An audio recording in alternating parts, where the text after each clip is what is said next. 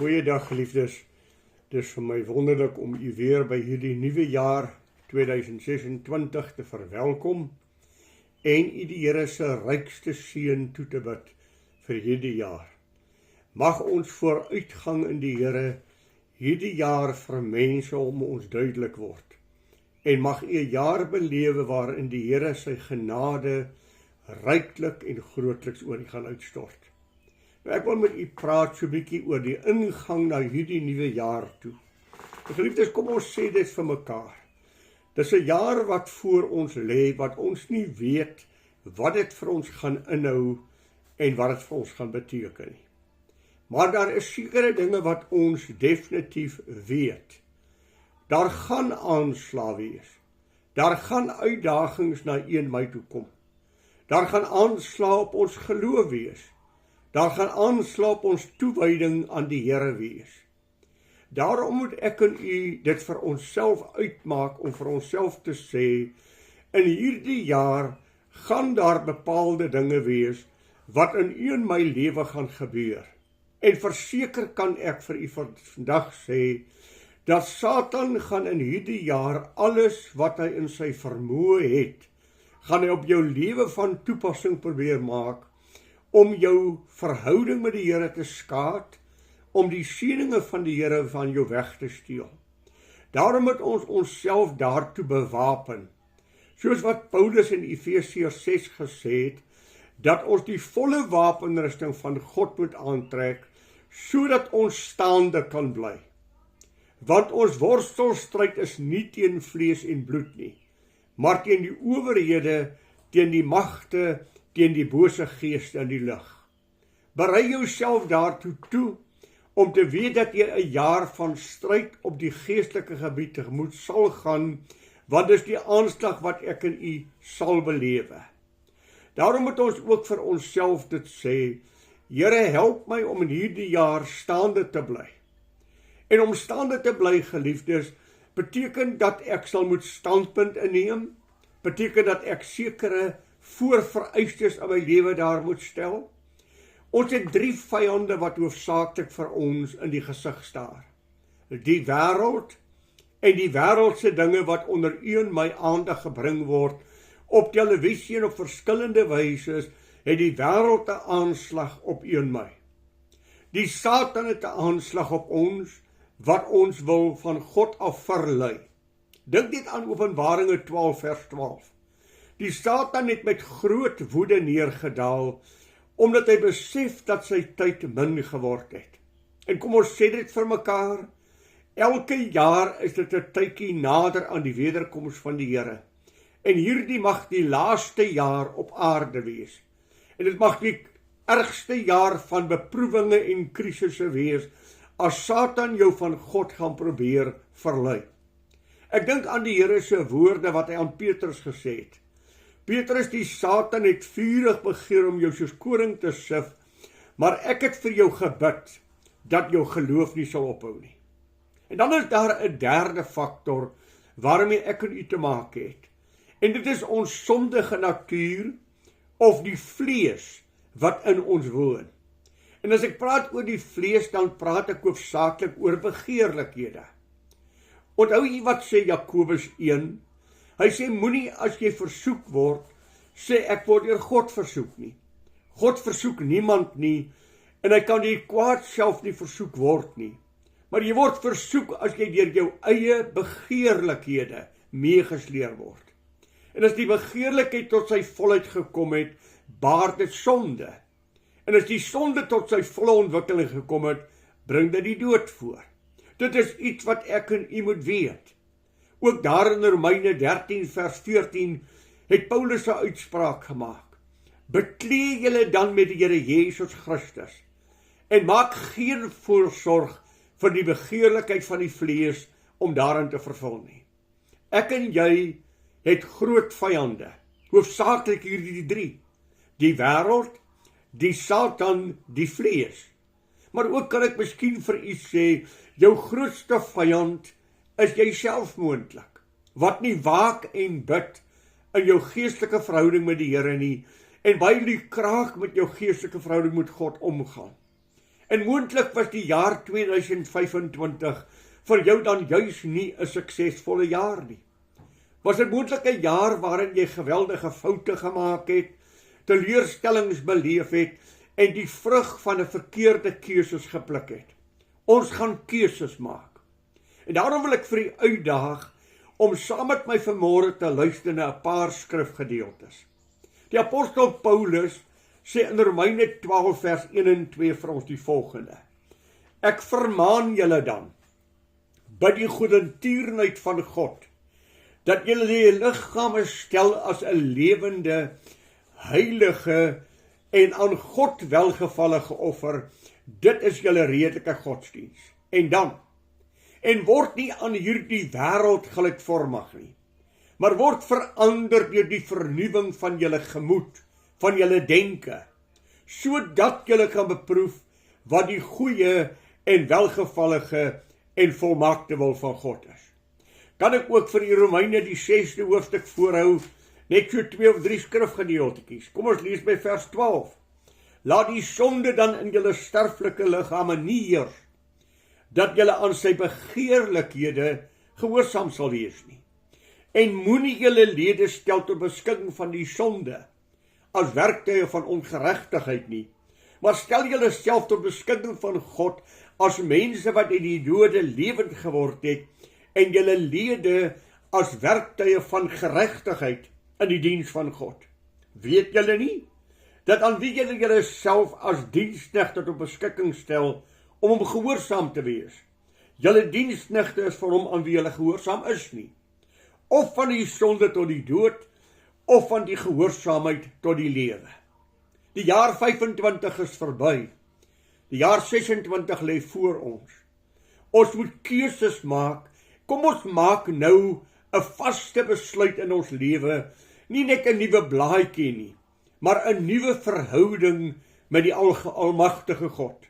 Dat ons liggame sal stel as 'n lewende, heilige en aan God welgevallige offer. Dat ons nie onsself beskikbaar sal stel aan die wêreld en sy begeerlikhede nie, sodat ons kan beproef wat die goeie en welgevallige en volmaakte wil van God is. Weet jy, as ek dink aan die beloftes van die Here wat hy vir ons gegee het, en wat God vir ons in gedagte het, dan dink ek onwillekeurig aan Jesaja 30 vers 18. Met ongeduld wag God daarop om julle genadig te wees. Dink ek aan Jeremia 29 vers 11. Ek weet watter gedagtes ek aangaande julle koester. Gedagtes van vrede en nie van onheil nie, om aan julle 'n hoopvolle toekoms te gee. Dan sal julle heen gaan en tot my bid, en ek sal julle antwoord as julle aan my vra met julle hele hart. Ek dink aan 2 Petrus 1, daar van die 3de vers af. Immer sy goddelike krag het hy ons alles geskenk, wat tot die lewe en die godsvrug dien, deur die kennis van hom wat ons geroep het deur sy heerlikheid en deug. Daarom moet ons met alle ywer by ons geloof voeg die deug, en by die deug die kennis, en by die kennis die selfbeheersing, en by die selfbeheersing die godsvrug, en by die godsvrug die broederliefde, en by die broederliefde die naaste liefde. Want as hierdie dinge by ons aanwesig is, dan laat dit ons nooit onvrugbaar tot die kennis van ons Here en Saligmaker Jesus Christus nie. Hy het ons alles geskenk wat tot die lewe en die godsvrug dien. Dat ons die goddelike lewe op aarde kan lewe deur die inwerking van die Heilige Gees in ons lewe. Daarom wil ek dit vir u stel. En ek sê dit weer vir u, ons gaan keuses maak. Ag, jy weet, as ek aan die Bybel lees, en ek dink aan wat God vir Israel in gedagte gehad het. Toe hulle daar uit Egipte land gaan uitlei het hy vir hulle gesê, ek vat julle na die land wat ek 400 jaar terug aan Abraham beloof het. En dan beskryf hy daai land. 'n Land wat oorloop van melk en honing. Ag, toe die verspieders gestuur is om daardie land te gaan besigtig, toe bring hulle vrugte terug van daardie land af, wat almal oor verstom was. Druiwe trosse wat aan 'n stok op mense se skouers gehang word. Mense sien die vrug van daardie land. En dan weens ongeloof en ongehoorsaamheid verloor hulle die land wat God vir hulle beloof het en moet hulle 40 jaar in die woestyn gaan lewe totdat hulle almal uitgesterf het. Paulus skryf daaroor en waarsku hy. Dan sê ons dit almal, ons moet na Israel kyk. Hulle het almal gedrink uit die geestelike rots. Hulle het almal die hemelse brood geëet. Hulle het almal die verlossing van God geken. Maar God het in die meeste van hulle geen welgevalle gehad nie en het hulle in die woestyn neergeslaan. Dan sê hy, pas op, dat julle nie ook in dieselfde val as wat Israel in verval het nie. Kyk na die seun van die Here. Geliefdes, kan ek dit vir u stel, God wil vir jou en vir my seun. God wil sy eerlikheid aan ons openbaar. Maar daar is voorwaardes wat God gestel het. Miskien moet ek reg aan die begin van die Bybel, sommer net hier in Deuteronomium vir u hoor, dat u hoor, reeds vroeg het God hierdie woorde gesê. Deuteronomium 11 vers 24. Elke plek wat julle voetsool trap, sal aan julle behoort. Niemand sal voor julle stand hou nie. Die Here julle God sal die skrik en die vrees vir julle oor die hele land laat kom, waarop julle loop, soos hy beloof het. Kyk, ek hou jou vandag die seën en die vloek voor. Die seën as jy luister na die gebooie van die Here jou God wat ek jou vandag beveel. En die vloek, as jy nie luister na die gebooie van die Here jou God nie, maar afwyk van die weg wat ek jou beveel. Is dit nie ook wat hy vir Josua gesê het? Net toe hulle die land sou ingaan nie, het hy vir Josua hierdie woorde gesê. Elke plek waar julle voetsool op sal trap, sal ek aan julle gee, soos ek met Moses gespreek het. Niemand sal voor julle stand hou al die dae van julle lewe nie.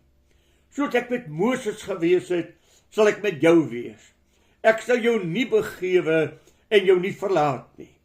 Wees net baie sterk en volmoed om nougeset te handel volgens die hele wet van Moses my knegt jou beveel het. Wyk daarvan nie links of regs af nie, sodat jy met goeie gevolg kan handel oral waar jy heen gaan. Hierdie wetboek mag uit jou mond nie wyk nie, maar bepeins dit dag en nag, sodat jy nougeset kan handel volgens alles wat daarin geskrywe staan. Want dan sal jy in jou weë voorspoedig wees en dan sal jy met goeie gevolg handel. Wat 'n geweldige mooi woord. Die gedagte wat God vir sy kinders het, die seën van die Here wat ryklik is. Ja, ek het ook onwillekeurig gedink daar aan Galasiërs en wel die 5de hoofstuk waar die Here hierdie woorde spreek. Die Galasiërs, die 6de hoofstuk, ekskuus geliefde, vers 7 en 8. Moenie dwaal nie. God laat hom nie bespot nie. En dan hierdie woorde. Want net wat die mens saai, sal hy ook maai. Let op. Hy wat in die vlees saai, sal uit die vlees verderf maai. Maar hy wat uit die gees saai, sal uit die gees die ewige lewe maai. Hier is ons weer voor 'n keuse. Dit wat jy saai, is dit wat jy in die lewe terug gaan ontvang. Daarom gaan ek en u keuses maak en moet ons God vra om vir ons te help dat ons keuses sal maak tot die voordeel van ons verhouding met die Here. Kom ons kyk net weer bietjie na Josua. Wat het God vir hom gesê? Ek sal met jou wees oral waar jy gaan. Elke plek wat jy jou voetsool neersit, sal joune wees. Niemand sal voor jou stand hou nie en ek gaan saam met jou. Maar let nou baie mooi daarop op, dat jy nougeset sal handel volgens alles wat my knegt Moses jou beveel het.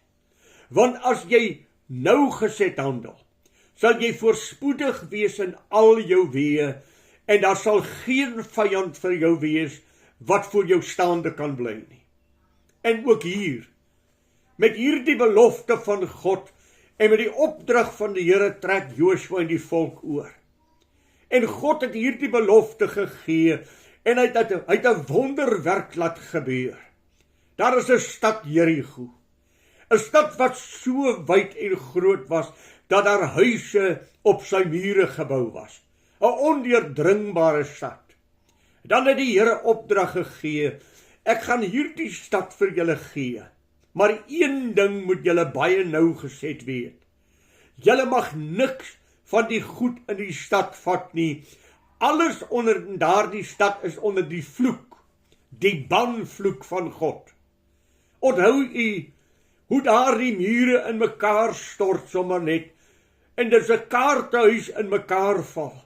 En dan is daar een man aangaan, wat hierdie stad toe hom ingaan, die goud en die silwer en die pragtige klere sien, en van daardie bangoed vat en by sy tentpen begrawe.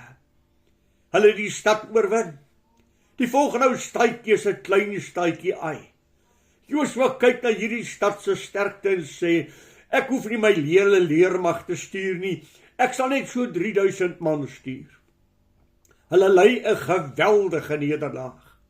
36 manne is dood. En nou Josua gaan lê in sy erns voor die Here om te sê, Here, wat nou? U het dan beloof niemand sal voor my stand hou nie. U het beloof elke plek wat ek my voetsool op neersit sal myne wees. Here, het u ontrou geraak teenoor ons. God sê vir Josua, Josua, staan op jou voete. Israel het gesondig. Maar dis eintlik net Agan. Israel het gesondig. En hoor wat sê God.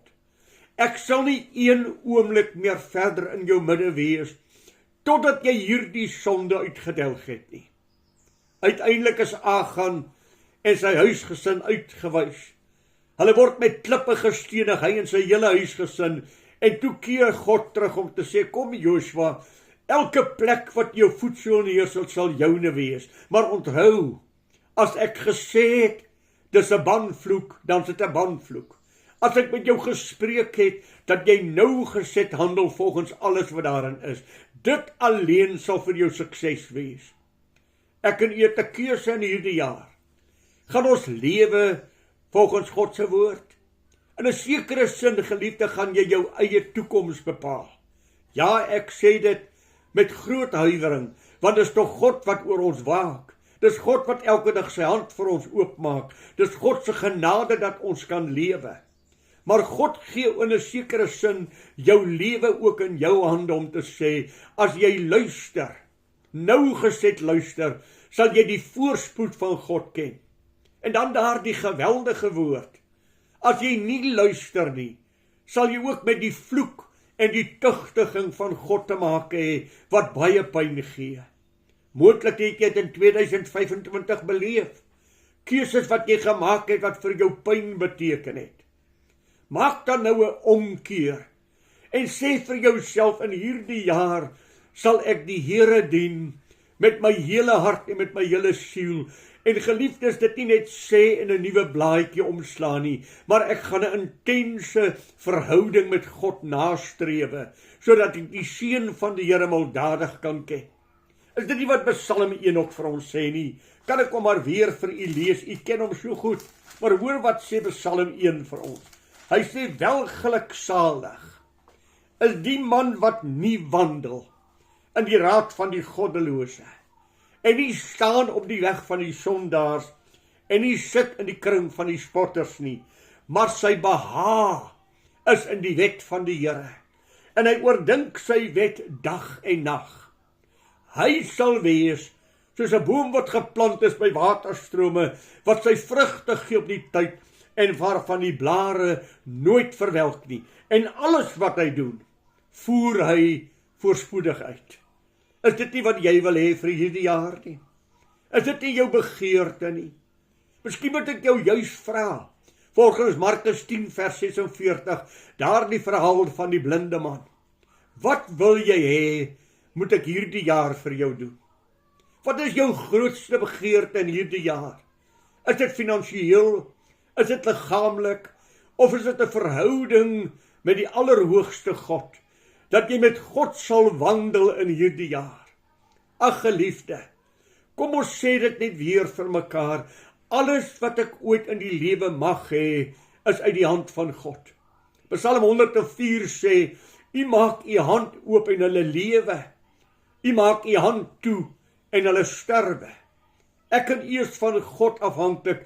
Is dit dan nie dwaas om teen die allerhoogste God in te tree en die allerhoogste God ongehoorsaam te wees nie? Hy wat vir my elke dag sorg en vir my lewe gee. Wat wil jy hê, moet ek vir jou doen? Ek wil dit baie pertinent aan u stel. Daar is 'n ou klein woordjie in Matteus 6 vers 33, maar wat 'n geweldige impak het. Soek eers, allereers, die koninkryk van God en sy geregtigheid, en God sal al die ander dinge vir jou byvoeg. Soek eerste. Is dit nie wat die Here vir ons in sy wet gesê het nie? Jy moet die Here jou God lief hê met jou hele hart, jou hele siel, met jou hele verstand, met al jou kragte. Dan sal God aan jou gee. Hy vra jou eerste liefde. Hy vra van jou dat hy nommer 1 in jou lewe sal wees, dat hy jou God en jou Here sal wees. Ons noem hom my God, maar ek dien hom nie. Daar in Lukas 6 vers 46 het hy gesê, julle noem my Here, Here, maar julle doen nie wat ek sê nie. Geliefdes, ek wil vandag vir u weer die uitspraak maak. Jy kan nooit sê nee, Here nie, want dit is 'n kontras. As hy Here is, moet dit altyd ja wees. Jy kan net sê nee, maar jy mag nie en jy kan nie die woord Here byvoeg nie. Want Here beteken, hy is in kontrole en beheer van my lewe. Ek aanbid hom, hy's my meester. Hy's my Heer en hy's my God aan wie my lewe behoort. Daarom het die Here Jesus Christus ook baie pertinent gesê, jy kan nie God en Mammon lief hê nie. Jy sal 'n keuse moet maak. Die een gaan jy aanhang en die ander een gaan jy 'n koue skouer gee. Die een gaan jy aanbid en die ander een gaan jy verag. Jy kan nie. Jy moet 'n keuse maak. Gaan ek in hierdie jaar my lewe aan God wy? Of gaan ek weer hierdie jaar die wêreld toelaat om my te beheer en toegee aan die vleeslike begeerlikhede? Ag, Paulus het aan die Efesiërs gesê, wat die vorige lewenswandel aanbetref, moet julle die ou mens wat deur die begeerlikheid van die verleiding ten gronde gaan aflê. En julle met die nuwe mens beklee wat na God geskape is in ware geregtigheid en heiligheid. Geliefdes, die woord van die Here het ook vir ons gesê, en ek gaan dit ook vir u voorhou. 1 Johannes maak hy 'n uitspraak hier en hy sê vir ons hierdie woorde: moenie die wêreld lief hê of die dinge wat in die wêreld is nie. As iemand die wêreld lief het, dan is die liefde van die Vader nie in hom nie. Want alles wat in die wêreld is, die begeerlikheid van die vlees, hoor die begeerlikheid? Die begeerlikheid van die oë, hoor jy 'n tweede keer begeerlikheid? En die grootsheid van die lewe is nie uit die Vader nie, maar uit die wêreld. En let op, en die wêreld gaan verby en sy begeerlikhede, maar hy wat die wil van God doen, bly vir ewig. Ek wil vir u 'n geheim as dit ware laat. Sal jy nie elke oggend in jou lewe, elke dag as jy opstaan, net sê, Here, miskien vandag nie. Elke oggend as jy opstaan te sê, Here, miskien vandag. Ons verwag die wederkoms van die Here Jesus. Wanneer gaan dit gebeur, geliefde? Wanneer gaan hy kom? Ons weet nie. Maar maak jouself reg deur elke oggend net jouself te herinner, in hierdie dag kan God terugkom. In hierdie dag kan die finale dag van my op aarde wees. Dan sê 1 Johannes 3 vers 3, hy wat hierdie verwagting het, leef dan ook heilig soos God heilig is. Hy reinig homself soos God rein is. Want hy het verwagting dat die Here vandag sal kom en dat ek dan die Here met 'n onbeskaamde gesig sal ontmoet. Geliefde, ek gaan afsluit en vir u sê, jy groei geestelik net aan die voet van die kruis. Kan ek dit weer sê? Jy groei geestelik net aan die voet van die kruis. Daar waar jy sonde bely, daar waar jy toewyding van jou lewe aan God gee, en daar waar jy God aanbid, net aan die voet van die kruis, deur belydenis van my sonde, aflegging van sonde, toewyding aan God, en aanbidding van die Allerhoogste God. Daar is ou liedjie wat ons sing, kom kniel by die kruis, kom kniel by die kruis, want Jezus ontmoet jou daar. Jezus sal al jou sonde wegwas. Kom kniel by die kruis, kom kniel by die kruis. O, ek bid in die jaar 2026 vir u jaar van triomf en geestelike oorwinning sal wees, wat u sal toeneem in die genade van die Here en van sterkte tot sterkte en grootte tot grootte sal groei in die Here. Luister asseblief net na die stem van die Heilige Gees wat met jou praat. Doe net wat hy vir jou sê, en jy sal die volheid en die genade en die seën van God belewe, en jy sal met 'n onbeskaamde gesig jou meester kan ontmoet, as hy terugkom, wetende, Here, dit wat u vir my gesê het, het ek gedoen. O, ek bid jou die Here se seën toe. Bid asseblief ook vir my, dat ons in hierdie jaar saam die woord van die Here sal bestudeer, in die genade van God sal groei, en geestelik met die Here sal vooruitgaan. Die Here seën vir u ryklik, totdat ons weer volgende week met mekaar saamgesels. Goeiedag vir u, ek bid u God se seën toe.